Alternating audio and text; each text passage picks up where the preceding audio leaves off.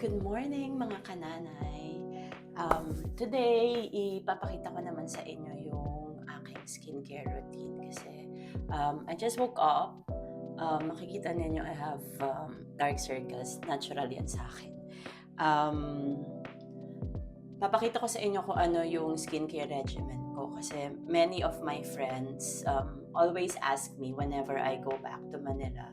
They ask me ano ba yung tamang procedure. So, isi-share ko sa inyo kung ano yung mga products na ginagamit ko right now. And eto sila lahat. Papakita ko. So, since it's daytime here, meron akong morning routine. Kung nasa bahay lang naman ako, it's very simple. And kung papasok ako sa work, then it's another step kasi I have to go to work. So, ito yung mga ginagamit ko sa first, syempre, you need to wash your face.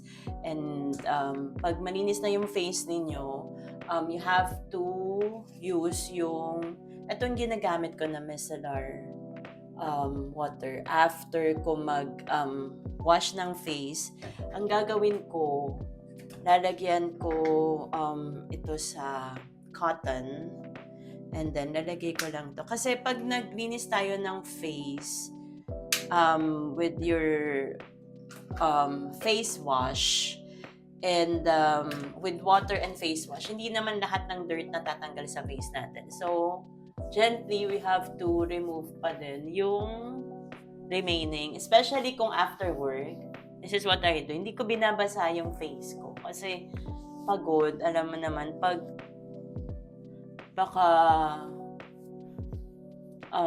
parang natutunan natin sa Pilipinas na wala siyang dirt kasi hindi naman ako lumabas. Nag-walking lang ako yesterday and kung ito yung may makeup, like if mag-face wipes lang ako, wala tayong makikitang dirt actually. Wala masyado. Pero parang meron dito sa side na, naglagay kasi ako ng Vicks kagabi. Yun yung relaxing para bago ako matulog. So, ito yung gagawin ninyo after nyo mag-wash ng face. Yun yung second step actually. Kasi tatanggalin niya yan. You need to remove also dito sa likod ng yan, sa tenga nyo. Para hindi naman sayang yung product. Pati yung sa batok nyo na din. No? Para hindi sayang yung product. Always sama nyo yung décolleté. And don't forget your neck. Kasi dyan nakikita yung first sign of aging. So, ayan. Yan siya. Just to, yan. Yung dirt. From Vicks yan kagabi. Pero kung galing akong work, mas yan, mas madumi. So, pakita ko na rin, no, since we're talking about yung paglilinis ng mukha. Ito yung ginagamit ko. Ito yung nagustuhan ko nung binili ko sa Amerika. I tried different types ng face wipes, facial wipes, yung cleansing wipes. Ito nagustuhan ko siya. And mataba pa siya. Thick. So, yan.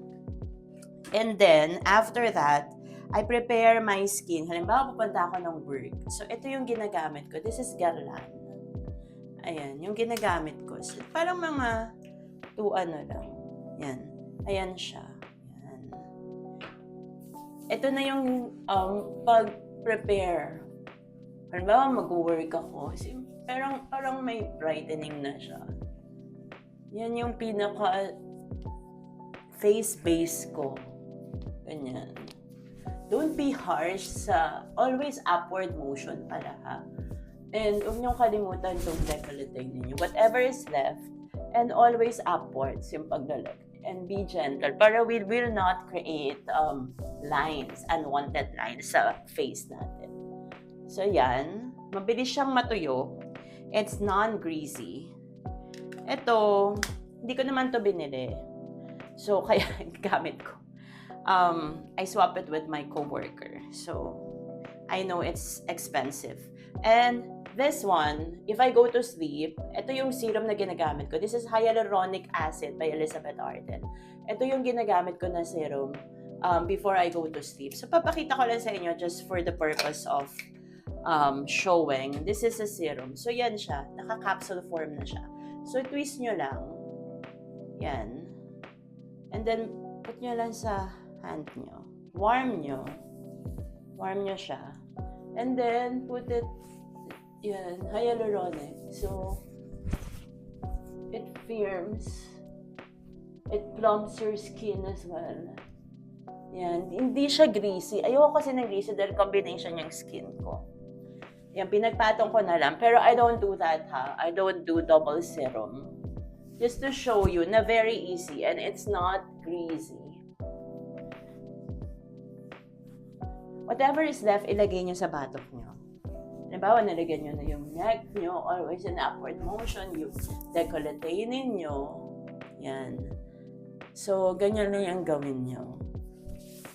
And then, since daytime ngayon, ilagay ninyo yung, I do yung face moisturizer ko, syempre, Elizabeth Arden. This is with SPF 15. Ito yung ginagamit ko for, yan lang, that's fine. Kasi I put this only in my neck.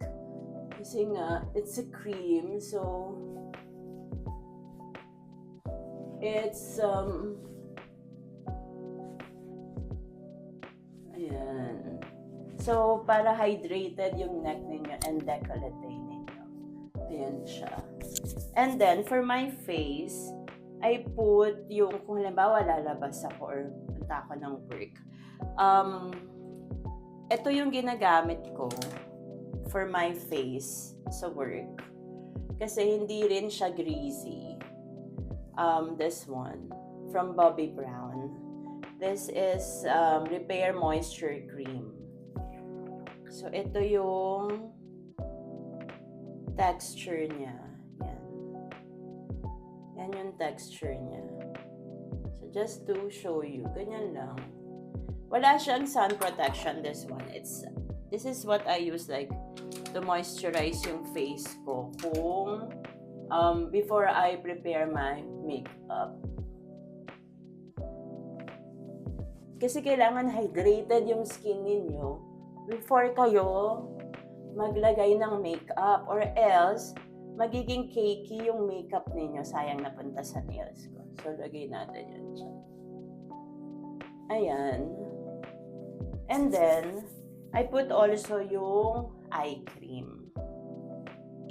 I have the eye serum. Ito yung from Elizabeth Arden, yung Prevage. Ito yung ginagamit ko. Meron na siyang ganun. So, ano nyo lang, yan. Enough na yan. So, ganyan. Ganyan. Normally, I do this in the evening. Kasi, this is a serum. And, yan. Very cold and relaxing yung feel niya. Kasi yung tip niya is, parang metal siya. So, nakaka-relax. And, especially yung sa face ko, yung under eye ko talaga, whether I have good sleep, talagang yung dark circles ko talaga nandyan na siya. Kakambal ko na talaga siya. And I don't want to do any, like yung injection to reduce. Okay naman, natatakpan naman siya ng concealer. So, ganyan lang siya. Tapos, nyo lang yan. You want. Ito yung mga talaga nakaka-relax. And make sure lang, very light lang yung nyo, kasi the eye area has the thinnest skin sa face natin. So, yan. Ganyan lang. So, that's it for the eye. And then, di ba may natitira pang ganyan? Nilalagay ko yan dito sa lines. Kasi para hindi sayang yung product dahil mahal yung mga skincare. So, kailangan, let's make use of it. Ayan. And it reduces the lines. Kasi ito yung laugh line ko. So, para ma-reduce niya yan. Nalagay ko lang yan. Ayan na. So, we're done with the eye serum. So, kapag nag-serum kayo, make sure na dapat after is yung cream. So, this is currently yung ginagamit ko na eye cream. This I bought from Japan when I traveled there. And this is anti-aging eye cream for the lines and wrinkles. Premium. Ayan yung pangalan. Ayan siya. Ayan. So, pag maglalagay kayo ng eye cream, Very little lang yan. So, and then, like this. And tap motion lang. Yan, ganyan lang. You have to be very gentle sa eye area natin. Kasi nga, it has a very thin skin compared to the rest of our face skin. Whatever is left, I'm putting here sa aking fine lines. Laugh lines, sorry. And that's it. For the face, I use this sun protection gel type. From Japan din to. SPF 50. Gel type siya, kaya hindi siya greasy. So, lahat yan nilalagyan ko. And pinabili ko na lang din yan dun sa coworker ko kasi naubos ko na, almost ubos na yung isa ko na ginagamit na nabili ko sa Japan. Ayan. Yan. And whatever is left, lagay mo siya. Ito din, from Elizabeth Arden. This is City Smart. This is anti-pollution with antioxidant, and it's broad spectrum, sorry. Broad spectrum, SPF 50. Ito yun, yung sa Elizabeth Arden. So, ito rin maganda. And it's also tinted. Yan siya. Pakita ko lang sa inyo. Ayan siya. Tinted yung ano niya. Pero, it matches any skin color, skin type. So, ayan. Since nasa bahay lang naman ako today, hindi na to yung ginamit ko para hindi sayang yung product. Kasi ano nyo naman mahal, di ba? Yung product. Ayan siya. Ayan. Pwede ko ilagay yan sa neck ko. So, kahit nasa bahay lang ako, I use SPF. Kasi, hindi na tayo bumabata. Nagkakaroon na tayo ng mga, ayan, see, I have already spots here. I have spots there also. Yan yung mga imperfections ng face natin na natatago ng concealer and ng ating mga light foundation. Actually, I don't use foundation. Ano lang, parang mga eto, hindi ko alam anong tawag dito. Pero if this is for another tutorial, ito lang yung ginagamit ko right now. Ayan. Yung ginagamit ko. Nako-cover naman niya lahat. And yung concealer na gamit ko, ito yung concealer na gamit ko right now. Yan. Yan lang yung dalawang ginagamit ko. And then powder after. Ito yung powder na ginagamit ko. Yan. Nakuha ko lang din to from work. Ito din, yan. From Bobbi Brown. This is like brightening. Ubus na siya eh. Kaya, yun na lang yung ginagamit ko. That's it. And then blush and lipstick. And for the night, before I forgot, ito lang yung gamit ko for the night. So, serum, syempre, I wash my face. I wipe my face, especially kapag galing akong work. I just wipe my face. I don't wash it with water. Ito yung gamit ko. Ito, sa night. Ito. And then, ito. And then, after that, I put yung serum sa night. This is nighttime. Ito yung serum na gamit ko sa night.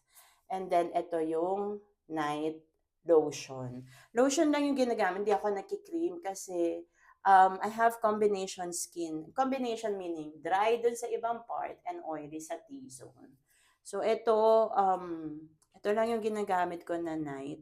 Wala na ako nung Elizabeth Arden na Nighttime Miracle. That is really good. It's thick, pero pagising mo, sobrang fresh. Para kang baby skin. Pero naubos ko na, so wala akong maipakita sa inyo kasi naubos ko na yon.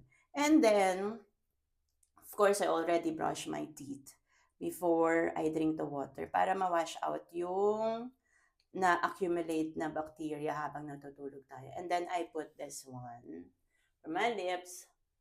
Yan lang. Don't forget, i-hydrate nyo parati din yung lips ninyo. Okay? Kasi very important yan. Whatever is left, I'm putting in my nails. Itong 8 hour skincare protectant. You can use it all over your body. Kapag may mga dryness, ito talaga yung nagsisave sa cuticle ko kasi madry yung cuticle ko. So, kailangan ko talaga parati 'to. I cannot talaga live without this 8-hour skincare protectant. This is my holy grail. Kahit yung mga, napkin na rashes, 'di ba? 'Pag matagal ka ng nagsusuot ng 'pag may period tayo, 'di ba, excuse me po, makati siya, right? So, yun yung nilalagay ko, nawawala lahat ng kate, as in wala talaga. So, yun lang po. Thank you for watching. I know this has been long, but this is my skincare routine, dito sa Dubai, and this works for me. I hope you learned something from this video. So until next time, thanks for watching. Don't forget to like and subscribe sa page ko, Jerry Nanay. Thank you so much. Bye.